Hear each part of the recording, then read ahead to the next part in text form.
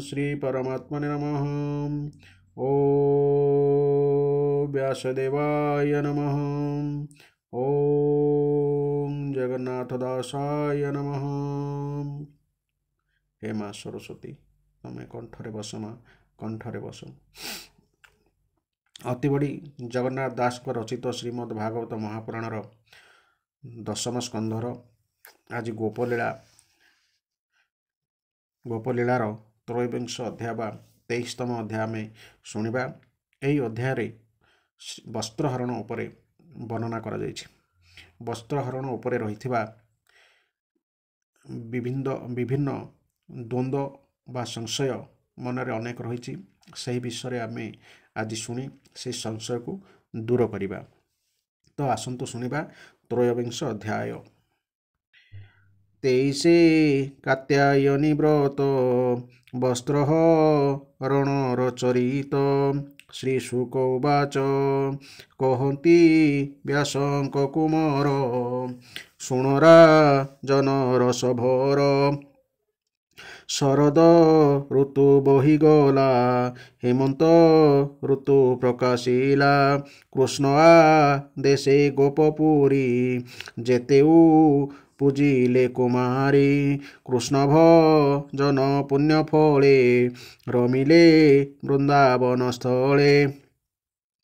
तुल्यब यशी नववेशे खेलती नाना खेलर से। हेमंत देखिण उषत सकले कले नवव्रत। हविष्य भुंजी एक बारे दुर्गा पूजंती नदी तीरे। अल्प रात्र थाउनीते जमुना जानती प्रभाते। स्नान करिण शीत जले बालुका स्थापी नदी कूले। पूजंती नाना द्रव्य घेनी जयस बदे गीत ध्वनि। हरग उरी करी ध्यान मने चिंतन्ति भगवान। पूजार अंते पादे पड़ी गोपते करन्ति गुहारी। हे कात्यायनी महामाई परम जोगेश्वरी तुही। भूमात शंकर जुवती नंदकू मर दियपति। अधिक बरे कार्य नाही प्रसन्न हुओ महामाई। 16 गोप नारी बरई छिले नरहरी। एक रके न जानती मने बरिले कृष्णपति। बोलती कृष्ण बर हेउ तार भक्तिरे दिन जाऊ। कृष्ण भक्ति भाव आसे तपसा धिले एक मासे। रात्रहु उठी गीत गाई चलती जुथ जुथ होई। एक रके भुज बंधे हरिभा बंती गीत नादे। विविध रूपे चारुहासे मिलिले जमुनार पासे। वस्त्रपा लटी कूले थोई जलप शिले गीत गाई। आनंद एकरिब अंत जहिर मिबे गोपीनाथ। एक रके जल फिंगी जले बुड़ती गोड़ छंदी। बुड़ती एकु आरे धरी मुखेसी जंती फुफु करी। आनंद हास परिहास जानिता प्रभु पितवास। गोपबालक घेनी संगे मिलिले नदी तीरे रंगे। कूले देखिले वस्त्र राशि पवने कहन्ति विश्वासी। शुण पवन मोर वाणी वस्त्र तु थुओ वृक्षे आणी। तक्षणे प्रभु दामोदर उठिले कदम्ब वृक्षर। वस्त्र जे नदी कूले थिला ପବନ ଯୋଗେ ଉଡ଼ିଗଲା କଦମ୍ବ ବୃକ୍ଷେ ଯାଇ ପଡ଼ି ଦେଖିହ ସନ୍ତି ନରହରି ଗୋପାଳେ ଉଠି ବୃକ୍ଷ ଡାଳେ ବସ୍ତ୍ର ବାନ୍ଧିଲେ ମାଳେ ମାଳେ ବାଳକେ ବୃକ୍ଷ ଡାଳେ ଥାଇ ନାଚନ୍ତି କରତାଳି ଦେଇ ମୁରଲି ନାଦ ଉଚ୍ଚ ସ୍ୱର ମଧ୍ୟ ବି ଜୟ ଦାମୋଦର ଗୋପୀଏ ଥିଲେ ଜଳ ମଧ୍ୟେ କନେ ଶୁଣିଲେ ବେଣୁନାଦେ ସମ୍ଭ୍ରମେ ଛାଡ଼ି ଜଳ କେଳି ବୃକ୍ଷକୁ ଚାହାନ୍ତି ନିରୋଳି ବୋଲନ୍ତି ବୃକ୍ଷେ କିସ ହସ ଦେଖ ଗୋ ଦୈବ ଭବିଷ୍ୟ ଏଠାକୁ କେମନ୍ତେ ଓଇଲା ଦୈବ ଯୋଗେ ନନ୍ଦବଳା କେବଲେ ଏବନେ ନଥାଇ ଆଜ ଇଲା କିସ ପାଇଁ କେବଲେ ଭଲ ହିଁ ହୋଇଲା ବ୍ରତଗ ଆଜ ହୁଁ ସରିଲା କେବଲେ ଦେଖ ବୃକ୍ଷ ଡାଳେ ଅନେକ ଉଡ଼ନ୍ତି ଚିରାଳେ କୂଳକୁ ଚାହିଁ ନ ବୋଲନ୍ତି ମରଣ ହୋଇଲା ଏ ଘାନ୍ତି ପାଲଟା ବସ୍ତ୍ର କୋଳେ ନାହିଁ ଚକିତେ ଚଉଦିଗେ ଚାହିଁ ବୋଲନ୍ତି ବସ୍ତ୍ର କେଣେ ଗଲା ଏଡ଼େ ଗୋ ପବନ ବହିଲା ଉଡ଼ିକେ ବଣ ଦିଗେ ଗଲା ଲଜ୍ଜା ତ ମରଣୁ ବଳିଲା କିସକ ରିବୁ ଆଜ ଜଳେ କନ୍ୟାଏ ଭାବନ୍ତି ବିକଳେ ଦାସବ ଛଳ ଭାବଗ୍ରାହୀ କହନ୍ତି ଗୋପୀଙ୍କିୟ ନାଇ ବସ୍ତ୍ରକୁ ବନେ ପଡ଼ିଥିଲା ପବନ ଉଡ଼ାଇ ଆଣିଲା ରୁଣ୍ଡାଇ ବସ୍ତ୍ର ଆମ୍ଭେ ଆଣି ବୃକ୍ଷେ ବାନ୍ଧିଲୁ ଏହି କ୍ଷଣି ଏ ଯେବେ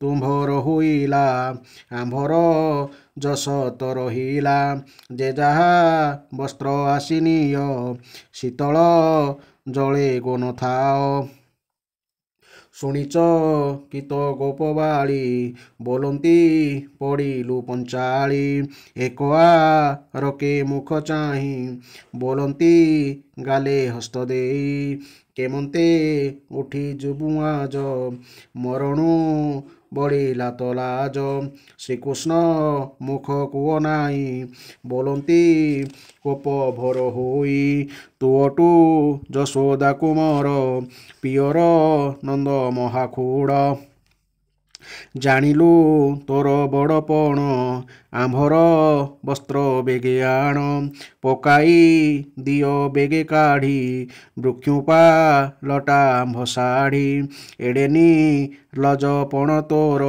କାହୁଁସି ଖିଲୁ ଦାମୋଦର ଶୁଣିବୋ ଲନ୍ତି ଚକ୍ରଧର ଏ ବଡ଼ ଅନୀତି ତୁମ୍ଭର ଯେ ପୁଣି ପର ଉପକାରୀ ତାହାକୁ ପଥେ ନେଇ ମାରି ପବନ ନେଉଥିଲା ବଳେ ଆମ୍ଭେ ବାନ୍ଧିଲୁ ବୃକ୍ଷ ଡାଳେ ତହିଁର ଫଳ ମୁଁ ପାଇଲି ତୁମ୍ଭକୁ ବସ୍ତ୍ର ଯେ ଯାଚିଲି ନୂତନ କଲି ପରିହାସ ତୁମ୍ଭେ ତ ମୋହର ବିଶ୍ୱାସ ଏବେ ଗୋ ବଛ ଆସିନି ଏବେ ଗୋ ବସ୍ତ୍ର ଆସିନିୟ ନ ଜାଣି କିମ୍ପା ଗାଳି ଦିଅ ମୋହର ଦେହେ ମିଥ୍ୟା ନାହିଁ ହସିବୋ ଲନ୍ତି ଭାବଗ୍ରାହୀ ଶୁଣିସା ନନ୍ଦ ମନ ହୋଇ ଗୋପୀବ ଲନ୍ତି କୃଷ୍ଣ ଚାହିଁ ତୁଅଟୁ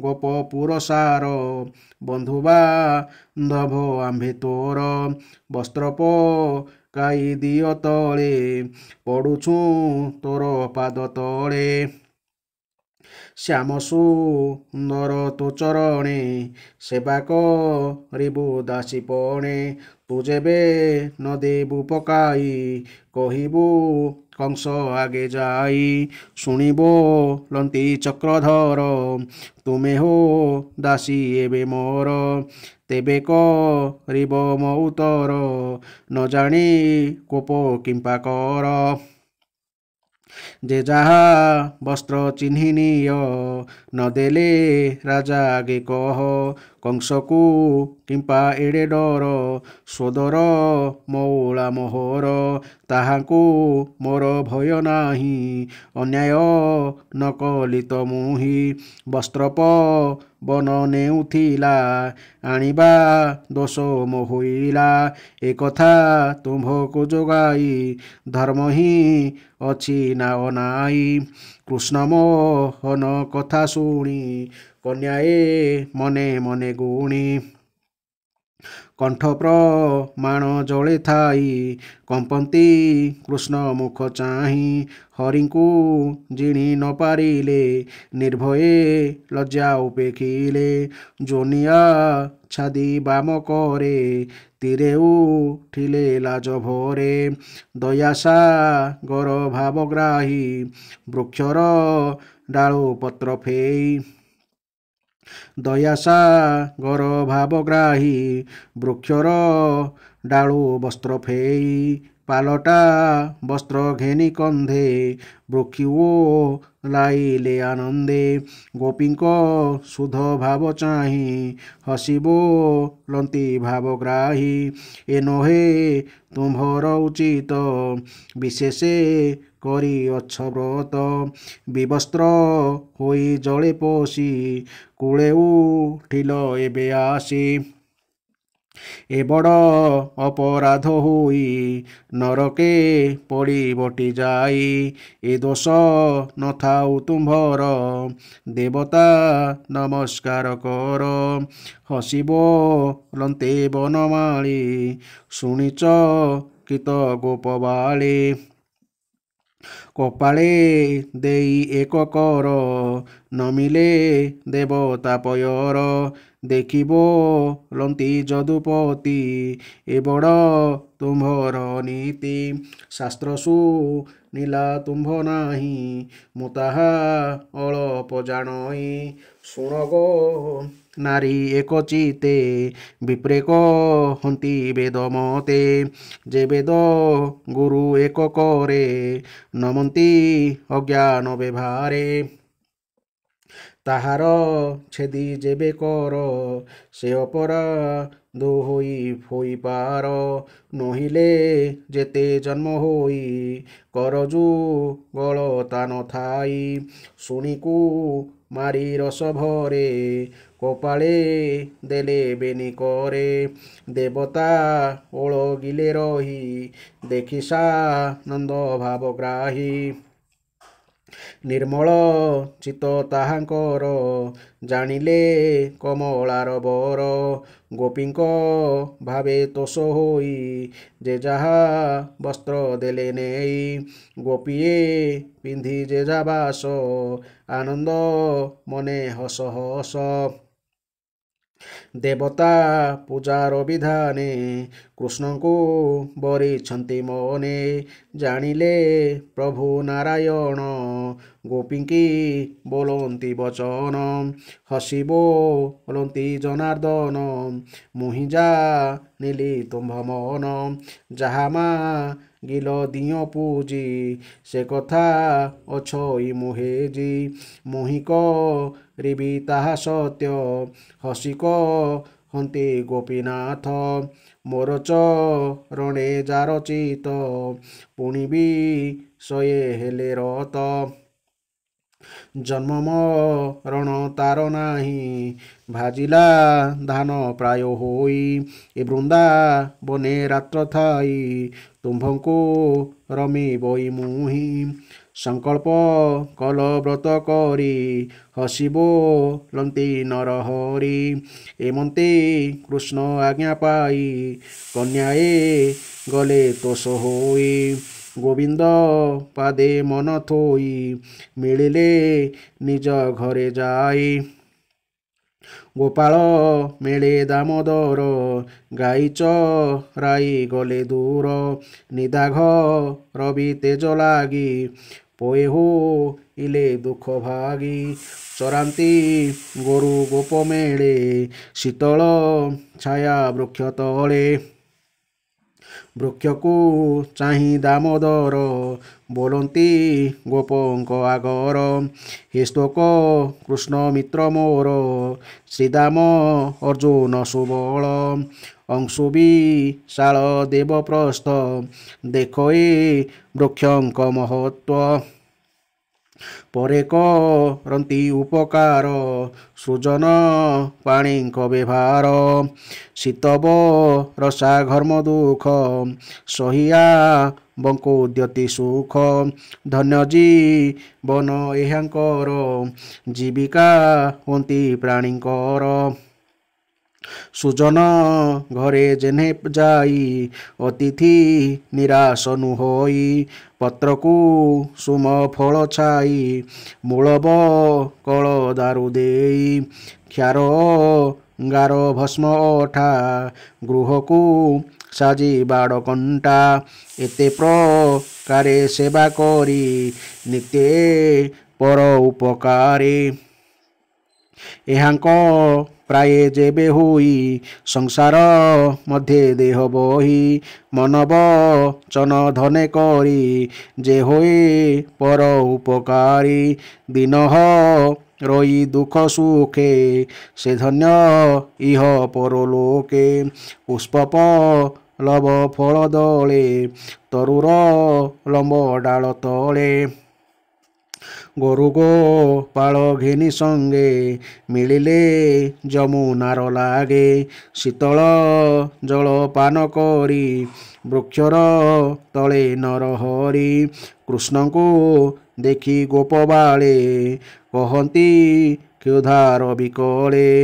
ହେ ରାମ କୃଷ୍ଣର ଅଗ୍ରତ ନମୋଇ ଦାସ ଜଗନ୍ନାଥ।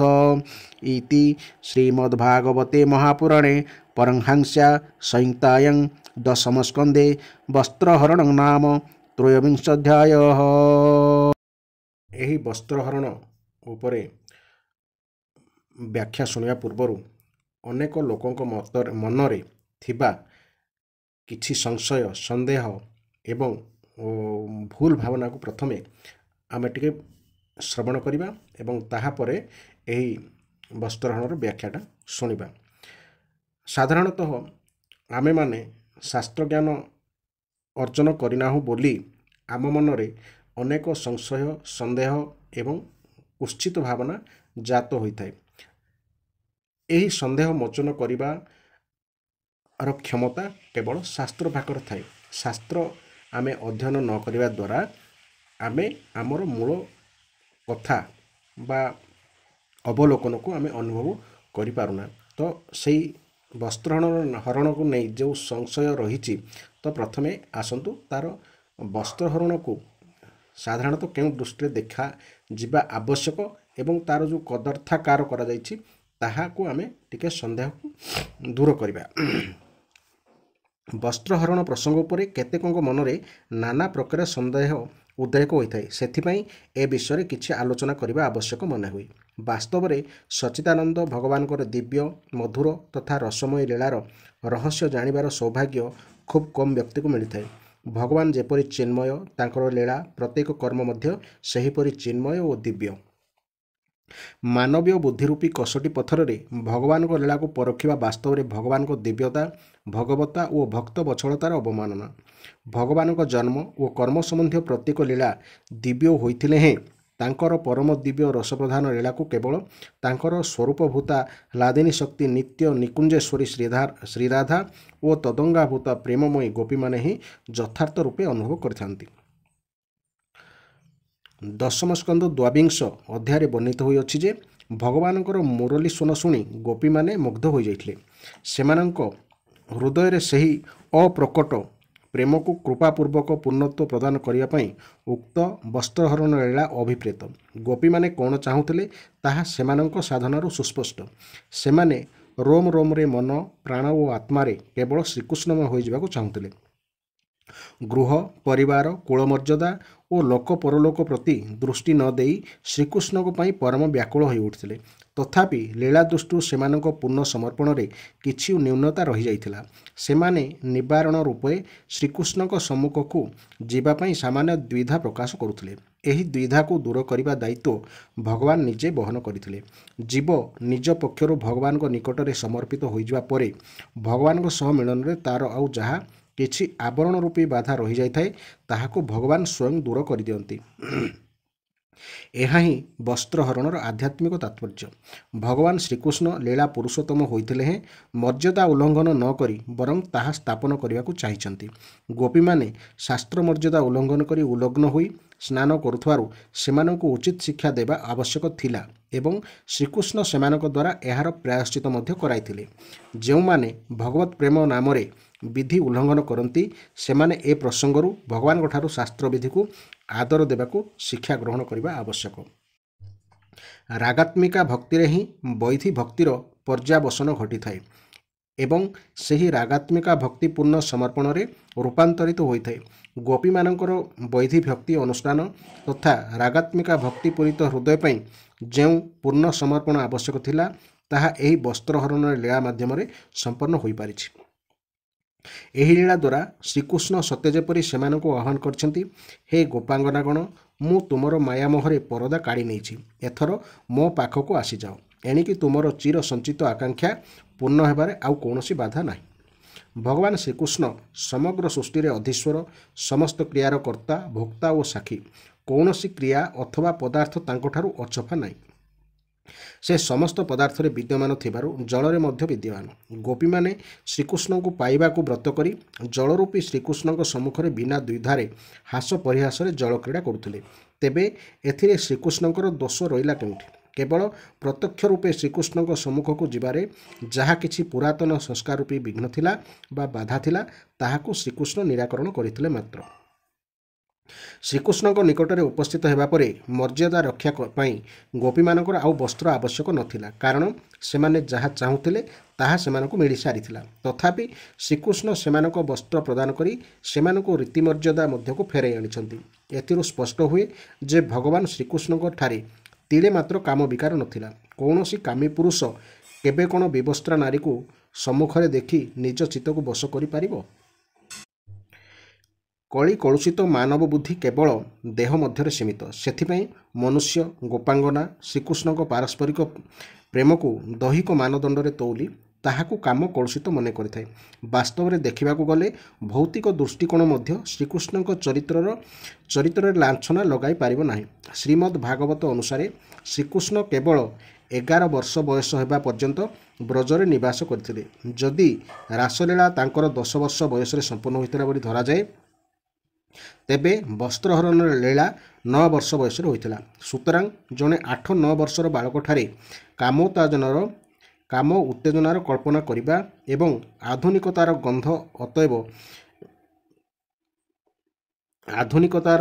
ଗନ୍ଧ ବାଜି ନଥିବା ଅଶିକ୍ଷିତ ଗାଉଁଲି ଗୋପ କନ୍ୟାମାନେ ଏଭଳି ବାଳକ ସହ ଅବୈଧ ସମ୍ପର୍କ କରିବାକୁ ଇଚ୍ଛା କରିବା ସମ୍ପୂର୍ଣ୍ଣ ଅସଙ୍ଗତ ମନେ ହୁଏ।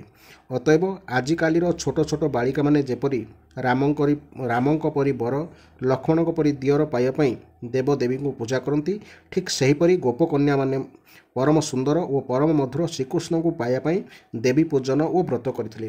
ଏହା ତ କୌଣସି ଦୋଷାବହ କଥା ନୁହେଁ।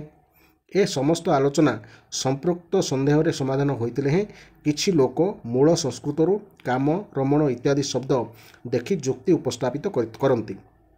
ବାସ୍ତବରେ ସବୁ ସ୍ଥାନରେ ଏ ଶବ୍ଦଗୁଡ଼ିକର ଅଶ୍ଳୀଳ ଅର୍ଥ ବାହାର କରିବା ଉଚିତ ନୁହେଁ।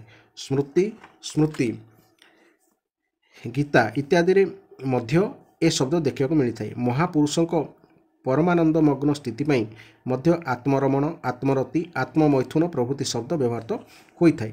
ଯେଉଁମାନେ ଶ୍ରୀକୃଷ୍ଣଙ୍କୁ ମନୁଷ୍ୟ ମନେ କରନ୍ତି ସେମାନେ ରମଣ ଓ ରତି ଶବ୍ଦରୁ କେବଳ କ୍ରୀଡ଼ା ଅର୍ଥ ଗ୍ରହଣ କରିବା ଆବଶ୍ୟକ। ଏହାର ବ୍ୟାକରଣ ସମର୍ଥିତ ମଧ୍ୟ ରମୁ କ୍ରୀଡ଼ାୟମ୍।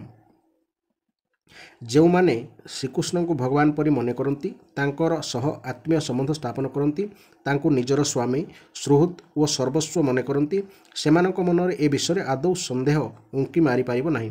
ଲୋକମାନଙ୍କ ଦୃଷ୍ଟିଭେଦରେ ଶ୍ରୀକୃଷ୍ଣଙ୍କ ଲୀଳା ଭିନ୍ନ ଭିନ୍ନ ରୂପରେ ପ୍ରକାଶିତ ହୋଇଥାଏ।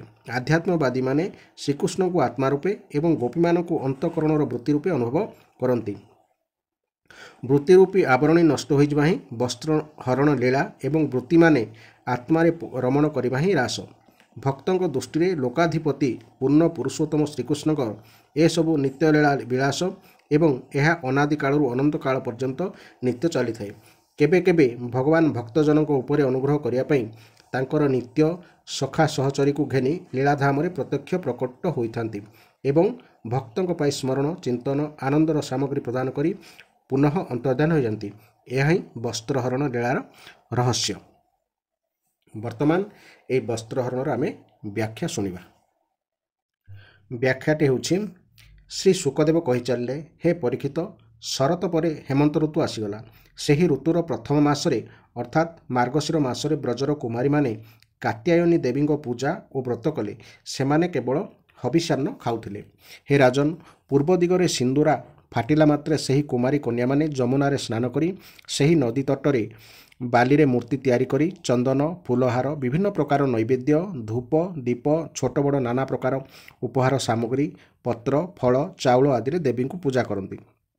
ପୂଜା କରି ପ୍ରତ୍ୟେକ ଗୋପକନ୍ୟା, ହେ କାତ୍ୟାୟନୀ, ହେ ମହାମାୟୀ, ହେ ମହାଯୋଗିନୀ, ହେ ସମସ୍ତଙ୍କର ସ୍ୱାମିନୀ, ଆପଣ ନନ୍ଦନନ୍ଦନ ଶ୍ରୀକୃଷ୍ଣଙ୍କୁ ମୋର ସ୍ୱାମୀ କରିଦିଅନ୍ତୁ। ହେ ଦେବୀ, ମୁଁ ତୁମ ଚରଣରେ ପ୍ରଣାମ କରୁଛି। ଏହି ମନ୍ତ୍ର ଜପ କରି ଦେବୀଙ୍କର ଆରାଧନା କରନ୍ତି। ଶ୍ରୀକୃଷ୍ଣଙ୍କଠାରେ ହିଁ ଚିତ୍ତ ଲଗାଇ ଦେଇଥିବା ସେହି କୁମାରୀଗଣଙ୍କ ମନରେ ଏହି ଇଚ୍ଛା ପୋଷଣ କରି ଏବଂ 1 ମାସ ପର୍ଯ୍ୟନ୍ତ ଏହିପରି ନିଷ୍ଠାର ସହିତ ଭଦ୍ରକାଳୀଙ୍କୁ ପୂଜା କରି ନନ୍ଦନନ୍ଦନ ଶ୍ୟାମସୁନ୍ଦରଙ୍କୁ ସ୍ୱାମୀ ରୂପେ ପାଇବାକୁ ମନାସିଲେ। ପ୍ରତିଦିନ ଖୁବ୍ ସକାଳୁ ଡକାଡକି ହୋଇ ହାତ ଧରାଧରି ହୋଇ ବଡ଼ ପାଟିରେ ଭଗବାନ ଶ୍ରୀକୃଷ୍ଣଙ୍କ ଲୀଳା ତଥା ନାମ ଗାଇ ଗାଇ ସେମାନେ ଯମୁନାରେ ସ୍ନାନ କରିବାକୁ ଯାଆନ୍ତି। ଦିନକର କଥା, ସବୁଦିନ ପରି ସେଦିନ ମଧ୍ୟ ସବୁ କୁମାରୀ ଯମୁନା କୂଳକୁ ଯାଇ ନିଜ ନିଜର ଲୁଗାପଟା ଖୋଲି କୂଳରେ ଥୋଇଦେଇ ଏବଂ ପାଣିରେ ପଶି ଶ୍ରୀକୃଷ୍ଣଙ୍କ ଗୁଣ ଗାଇ ଗାଇ ବଡ଼ ଆନନ୍ଦର ଜଳ କ୍ରୀଡ଼ାରେ ମାତିଗଲେ। ହେ ପରୀକ୍ଷିତ, ଭଗବାନ ଶ୍ରୀକୃଷ୍ଣ ହେଉଛନ୍ତି ସନକାଦି ଯୋଗୀଗଣଙ୍କର ଏବଂ ଶିବାଦି ଯୋଗେଶ୍ୱରଙ୍କ ମାନଙ୍କର ମଧ୍ୟ ଈଶ୍ୱର। ତାଙ୍କ ପାଖରେ ସେମାନଙ୍କର ଅଭିଳାଷ ଛପି ରହିପାରିଲା ନାହିଁ। ଗୋପୀମାନଙ୍କର ଅଭିଳାଷ ଜାଣିପାରି ସେହି କୁମାରୀମାନଙ୍କର ସାଧନାକୁ ସଫଳ କରିବା ନିମନ୍ତେ ସେ ନିଜର ସଖାମାନଙ୍କ ସହିତ ଯମୁନା କୂଳକୁ ଚାଲିଗଲେ। ସେ ଏକାଟିଆ ଯାଇ ସବୁ ଗୋପୀଙ୍କର ସବୁ ଲୁଗାପଟା ଏକାଠି କରି ଧରି ତୁରନ୍ତ ଗୋଟିଏ କଦମ୍ବ ଗଛରେ ଚଢ଼ିଗଲେ। ଘଟଣା ଦେଖି ତାଙ୍କର ସାଥୀ ପିଲାମାନେ ଠୋ ଠୋ ହୋଇ ହସିଲେ। ସେ ନିଜେ ମଧ୍ୟ ହସି ହସି ଗୋପୀମାନଙ୍କୁ କହିଲେ, ଆଗ କୁମାରୀମାନେ, ତୁମେ ଯଦି ଚାହୁଁଛ ତେବେ ଏଠାକୁ ଆସି ଯେ ଯାହା ଲୁଗାପଟା ନେଇଯାଅ। ସତ କହୁଛି, ଥଟ୍ଟା ପରିହାସ ନୁହେଁ। ବ୍ରତ କରି କରି ତୁମେମାନେ ବହୁତ ଶୁଖିଗଲଣି। ମୋର ଏହି ସାଙ୍ଗମାନେ ଜାଣନ୍ତି ଯେ ମୁଁ କେବେ ମିଛ କହିନି। ହେ କୁମାରୀଗଣ, ତୁମେମାନେ ଜଣ ଜଣ ହୋଇ ଆସି ଯେ ଯାହା ଲୁଗାପଟା ନେଇଯାଅ, ନଚେତ୍ ସମସ୍ତେ ଏକାବେଳକୁ ଆସି ନେଇଯାଅ। ତୁମ ଇଚ୍ଛା, ମୋର ସେଥିରେ କୌଣସି ଆପତ୍ତି ନାହିଁ। ଭଗବାନଙ୍କର ଏହି ହାସ୍ୟ ବିନୋଦନ ଦେଖି ଗୋପୀମାନଙ୍କର ହୃଦୟ ପ୍ରେମରେ ପ୍ଲାବିତ ହୋଇଗଲା। ସେମାନେ ଲାଜ ଲାଜ ହୋଇ ଏକ ଆରେକକୁ ଚାହିଁଲେ ଓ ମୁରୁକି ମୁରୁକି ହସିଲେ। କେହି ପାଣିରୁ ବାହାରିଲେ ନାହିଁ। ଭଗବାନ ହସି ହସି ଏଭଳି କଥା କହିବାରୁ ସେହି ବିନୋଦ ବାଣୀ ଶୁଣି କୁମାରୀମାନଙ୍କର ଚିତ୍ତ ଶ୍ରୀକୃଷ୍ଣଙ୍କ ଆଡ଼କୁ ଆହୁରି ଅଧିକ ଟାଣି ହୋଇଗଲା। ସେମାନେ ବେକେ ପାଣିରେ ପଶି ରହି ଦେହକୁ ଲୁଚାଇ ରଖିଥିଲେ, ତେଣୁ ଦେହ ଥରୁଥାଏ। ସେମାନେ ଶ୍ରୀକୃଷ୍ଣଙ୍କୁ କହିଲେ, ହେ ଆମ ପ୍ରିୟ ଶ୍ରୀକୃଷ୍ଣ, ତୁମେ ଏପରି ଅନୀତି କାମ କର ନାହିଁ। ଆମେ ଜାଣିଛୁ ଯେ ତୁମେ ହେଉଛ ନନ୍ଦରାଜାଙ୍କର ଗେହ୍ଲା ପୁଅ। ତୁମେ ଆମର ବି ପ୍ରିୟ। ବ୍ରଜରେ ସମସ୍ତେ ତୁମକୁ ପ୍ରଶଂସା କରନ୍ତି। ଦେଖ, ଶୀତରେ ଆମ ଦେହ ଥରୁଛି। ତୁମେ ଆମକୁ ଆମ ଲୁଗାପଟା ଦେଇଦିଅ। ପ୍ରାଣପ୍ରିୟ ଶ୍ୟାମସୁନ୍ଦର, ଆମେ ତୁମର ଦାସୀ। ତୁମେ ଯାହା କହିବ ଆମେ ତାହା କରିବାକୁ ପ୍ରସ୍ତୁତ। ତୁମେ ତ ଧର୍ମର ମର୍ମ ଭଲ ଭାବରେ ଜାଣିଛ। ଆମକୁ କଷ୍ଟ ଦିଅ ନା। ଆମ ଲୁଗାପଟା ଆମକୁ ଦେଇଦିଅ। ନହେଲେ ଜାଣିଥା, ଆମେ ଯାଇ ନନ୍ଦରାଜକୁ ଏକଥା କହିବୁ। ଭଗବାନ ଶ୍ରୀକୃଷ୍ଣ କହିଲେ, ଆଗ କୁଆଁରୀମାନେ, ତୁମର ମୁରୁକୁ ମୁରୁକି ହସ ପ୍ରେମ ଓ ପବିତ୍ରତାଏ ପୂରି ରହିଛି। ଶୁଣ, ତୁମେମାନେ ଯଦି ନିଜକୁ ମୋର ଦାସୀ ବୋଲି କହୁଛ ଏବଂ ମୋ କଥା ମାନିବାକୁ ଚାହୁଁଛ, ତେବେ ଏଠିକି ଆସି ନିଜ ନିଜର ଲୁଗାପଟା ନେଇଯାଅ। ହେ ପରୀକ୍ଷିତ, ସେହି କୁମାରୀମାନେ ତ ଶୀତରେ ଥରୁଥାନ୍ତି, ଦେହ କମ୍ପୁଥାଏ। ଭଗବାନଙ୍କର ଏକଥା ଶୁଣି ଦୁଇ ହାତରେ ନିଜ ନିଜର ଗୁପ୍ତ ଅଙ୍ଗକୁ ଘୋଡ଼ାଇ ରଖି ସେମାନେ ଯମୁନାକୁ ବାହାରି ପଡ଼ିଲେ। ସେତେବେଳକୁ କାକର ସେମାନଙ୍କୁ ବଡ଼ କଷ୍ଟ ଦେଉଥାଏ। ସେମାନଙ୍କର ସେହି ଶୁଦ୍ଧ ଭାବ ଦେଖି ଭଗବାନ ବହୁତ ପ୍ରସନ୍ନ ହେଲେ। ସେମାନେ ତାଙ୍କ ପାଖକୁ ଆସିଗଲେଣି ଦେଖି ସେ ଗୋପୀମାନଙ୍କର ଲୁଗାପଟା ସବୁ ନିଜ କାନ୍ଧରେ ପକାଇଦେଲେ। ମୁରୁକି ମୁରୁକି ହସି କହିଲେ, ଆଗ ଗୋପୀମାନେ, ତୁମେ ଯେଉଁ ବ୍ରତର ସଂକଳ୍ପ କରିଥିଲ ତାହା ଯେ ଖୁବ୍ ସୁନ୍ଦର ରୂପେ ପାଳନ କରିଛ ସେଥିରେ ସନ୍ଦେହ ନାହିଁ। କିନ୍ତୁ ଏପରି ଅବସ୍ଥାରେ ଲୁଗାପଟା ନ ପିନ୍ଧି ନଦୀରେ ଯେଉଁ ସ୍ନାନ କଲ, ଏହା ଫଳରେ ଜଳର ଅଧିଷ୍ଠାତୃ ଦେବତା ବରୁଣଙ୍କର ତଥା ଯମୁନା ମାତାଙ୍କର ଅପରାଧ କରିଦେଲ। ତେଣୁ ଏହା ଏକ ବିରାଟ ଦୋଷ ହୋଇଗଲା। ଏହି ଦୋଷ ଶାନ୍ତି ନିମନ୍ତେ ତୁମେ ସବୁ ଦୁଇ ହାତ ଯୋଡ଼ି ମୁଣ୍ଡରେ ଲଗାଅ, ମୁଣ୍ଡ ନୁଆଁଇ ତାଙ୍କୁ ପ୍ରଣାମ କର, ତାପରେ ନିଜ ନିଜର ଲୁଗାପଟା ନେଇଯାଅ। ଭଗବାନ ଶ୍ରୀକୃଷ୍ଣଙ୍କ କଥା ଶୁଣି ସେହି ବ୍ରଜ କୁମାରୀମାନେ ମଧ୍ୟ ଧରିନେଲେ ଯେ ଲୁଗାପଟା ଖୋଲିଦେଇ ଉଲଗ୍ନ ହୋଇ ସ୍ନାନ କରିଥିବାରୁ ସେମାନଙ୍କ ବ୍ରତରେ ଦୋଷ ରହିଗଲା। ତେଣୁ ସେହି ଦୋଷ କ୍ଷମା କରି ସେମାନଙ୍କର ବ୍ରତକୁ ନିର୍ବିଘ୍ନରେ ପୂର୍ଣ୍ଣ କରିବାକୁ ସେମାନେ ଦୁଇ ହାତ ଯୋଡ଼ି ସମସ୍ତ କର୍ମର ସାକ୍ଷୀ ଶ୍ରୀକୃଷ୍ଣଙ୍କୁ ନମସ୍କାର କଲେ। କାରଣ ତାଙ୍କୁ ନମସ୍କାର କଲେ ସକଳ ତ୍ରୁଟି ଓ ଅପରାଧ ମାର୍ଜନା ହୋଇଯାଏ। ସେଥିପାଇଁ କୁହାଯାଏ ଗାଧୋଇଲା ବେଳେ ଉଲଗ୍ନ ଅବସ୍ଥାରେ ନ ଗାଧୋଇବା ଉଚିତ, କିମ୍ବା ସ୍ନାନ ଘରେ ମଧ୍ୟ ଆମେ ଉଲଗ୍ନ ନ ହୋଇ ଗାଧୋଇବା ଉଚିତ। ସେହି କୁମାରୀମାନେ ସମସ୍ତେ ତାଙ୍କ ଆଜ୍ଞା ଅନୁସାରେ ପ୍ରଣାମ କରୁଥିବାର ଦେଖି ଦେବକୀ ନନ୍ଦନ ଭଗବାନ ଶ୍ରୀକୃଷ୍ଣ ଅତ୍ୟନ୍ତ ପ୍ରସନ୍ନ ହୋଇଗଲେ। ତାଙ୍କ ହୃଦୟରେ କରୁଣା ଉଦ୍ରେକ ହେଲା। ସେ ସେମାନଙ୍କୁ ସେମାନଙ୍କର ବସ୍ତ୍ର ଦେଇଦେଲେ। ପ୍ରିୟ ପରୀକ୍ଷିତ, ଶ୍ରୀକୃଷ୍ଣ ସେହି କୁମାରୀମାନଙ୍କୁ ଛଳନାପୂର୍ଣ୍ଣ ବଚନ କହିଲେ। ସେମାନଙ୍କର ଲାଜ ସଙ୍କୋଚ ସାରିଦେଲେ। ସେମାନଙ୍କୁ ଥଟ୍ଟା ପରିହାସ କଲେ ଓ ସେମାନଙ୍କୁ କାଠ କଣ୍ଢେଇ ପରି ନଚାଇଲେ। ଏପରିକି ସେମାନଙ୍କ ବସ୍ତ୍ର ମଧ୍ୟ ହରଣ କରିନେଲେ। ତଥାପି ସେମାନେ ତାଙ୍କ ଉପରେ ରାଗିଲେ ନାହିଁ। ସେମାନେ ତାଙ୍କର ଦୋଷ ଧରିଲେ ନାହିଁ, ବରଂ ନିଜ ପ୍ରିୟତମଙ୍କ ସାନ୍ନିଧ୍ୟ ପାଇ ସେମାନେ ଖୁସି ହେଲେ। ହେ ପରୀକ୍ଷିତ, ଗୋପୀମାନେ ନିଜ ନିଜର ଲୁଗାପଟା ପିନ୍ଧି ପକାଇଲେ ସତ, କିନ୍ତୁ ସେମାନଙ୍କର ଚିତ୍ତକୁ ଶ୍ରୀକୃଷ୍ଣ ଏପରି ଭାବରେ ବଶ କରିନେଇଥିଲେ ଯେ ସେମାନେ ସେଠାରୁ ପାଦଟିଏ ବି ଚାଲିପାରିଲେ ନାହିଁ। ନିଜ ପ୍ରିୟତମଙ୍କ ସହ ମିଳନ ନିମନ୍ତେ ସଜ ହୋଇ ସେମାନେ ତାଙ୍କୁ ଲାଜଭରା ଦୃଷ୍ଟିରେ ଚାହିଁବାକୁ ଲାଗିଲେ। ଭଗବାନ ଶ୍ରୀକୃଷ୍ଣ ଦେଖିଲେ ଏହି କୁମାରୀମାନେ ତାଙ୍କ ଚରଣ କମଳ ସ୍ପର୍ଶ କରିବାର କାମନାରେ ହିଁ ବ୍ରତ ପାଳନ କରୁଥିଲେ ଏବଂ ତାହା ହିଁ ହେଉଛି ସେମାନଙ୍କ ଜୀବନର ଏକମାତ୍ର ସଂକଳ୍ପ। ତେଣୁ ଗୋପୀମାନଙ୍କ ପ୍ରେମର ଅଧୀନ ହୋଇ ଦାମୋଦର ଭଗବାନ ସେମାନଙ୍କୁ କହିଲେ, ଆଗ ମୋର ପରମ ପ୍ରେୟସୀ କୁମାରୀଗଣ, ତୁମେମାନେ ମୋର ପୂଜା କରିବାକୁ ଯେଉଁ ସଂକଳ୍ପ କରିଛ ମୁଁ ତାହା ଜାଣେ। ମୁଁ ତୁମ ଅଭିଳାଷକୁ ଅନୁମୋଦନ ମଧ୍ୟ କରେ। ତୁମର ସେହି ସଂକଳ୍ପ ସତ୍ୟ ହେବ, ତୁମେମାନେ ମୋର ପୂଜା କରିପାରିବ। ଭଜା ଯାଇଥିବା ବା ସିଝାଇ ଦିଆଯାଇଥିବା ମଞ୍ଜିରେ ଯେପରି ଆଉ ଗଜା ବାହାରିବାର କ୍ଷମତା ରହିନାହିଁ, ଯେଉଁମାନେ ମୋ ପାଖରେ ନିଜର ମନପ୍ରାଣ ସମର୍ପଣ କରିଦେଇଥାନ୍ତି ସେମାନଙ୍କର ବିଭିନ୍ନ କାମନା ସେମାନଙ୍କୁ ସେହିପରି ସାଂସାରିକ ଭୋଗ ଆଡ଼କୁ ଟାଣି ନେଇଯାଇ ପାରେ ନାହିଁ। ତେଣୁ ଆଗ କୁମାରୀମାନେ, ତୁମେ ଏଥର ନିଜ ନିଜ ଘରକୁ ଫେରିଯାଅ। ଆଗ ସତୀମାନେ, ତୁମେମାନେ ଯେଉଁ ଉଦ୍ଦେଶ୍ୟରେ ବ୍ରତ ପାଳନ କରି କାତ୍ୟାୟନୀ ଦେବୀଙ୍କୁ ପୂଜା କରୁଥିଲ, ତୁମର ସେହି ସାଧନା ସିଦ୍ଧ ହୋଇଗଲା। ଆସନ୍ତା ଶରତ ଋତୁରେ ରାତିରେ ତୁମେମାନେ ମୋ ସହିତ ବିବାହ କରିବ। ଶ୍ରୀ ଶୁକଦେବ କହିଲେ, ହେ ପରୀକ୍ଷିତ, ଗୋପବାଳୀମାନଙ୍କର ସକଳ କାମନା ତ ପୂର୍ଣ୍ଣ ହୋଇ ସାରିଥିଲା। ଏବେ ଭଗବାନଙ୍କର ଏହି ଆଜ୍ଞା ପାଇଁ ସେମାନେ ଶ୍ରୀକୃଷ୍ଣଙ୍କ ଚରଣ କମଳକୁ ଧ୍ୟାନ କରି କରି ସେଠାରୁ ଚାଲିଯିବାକୁ ଇଚ୍ଛା ନଥିଲେ ମଧ୍ୟ ବଡ଼ କଷ୍ଟରେ ବ୍ରଜକୁ ଫେରିଗଲେ। ପ୍ରିୟ ପରୀକ୍ଷିତ, ଦିନେ ଗାଈ ଚରାଉ ଚରାଉ ଭଗବାନ ଶ୍ରୀକୃଷ୍ଣ, ବଳରାମ ଓ ଗୋପାଳ ବାଳକମାନେ ବୃନ୍ଦାବନରୁ ବହୁତ ଦୂରକୁ ଚାଲିଗଲେ। ଗ୍ରୀଷ୍ମ ଋତୁ ହୋଇଥାଏ। ସୂର୍ଯ୍ୟଙ୍କ କିରଣ ବଡ଼ ପ୍ରଖର ହୋଇଥାଏ, କିନ୍ତୁ ଘନ ବୃକ୍ଷରାଜି ଶ୍ରୀକୃଷ୍ଣଙ୍କ ଉପରେ ଛତ୍ରର କାମ କରୁଥାନ୍ତି।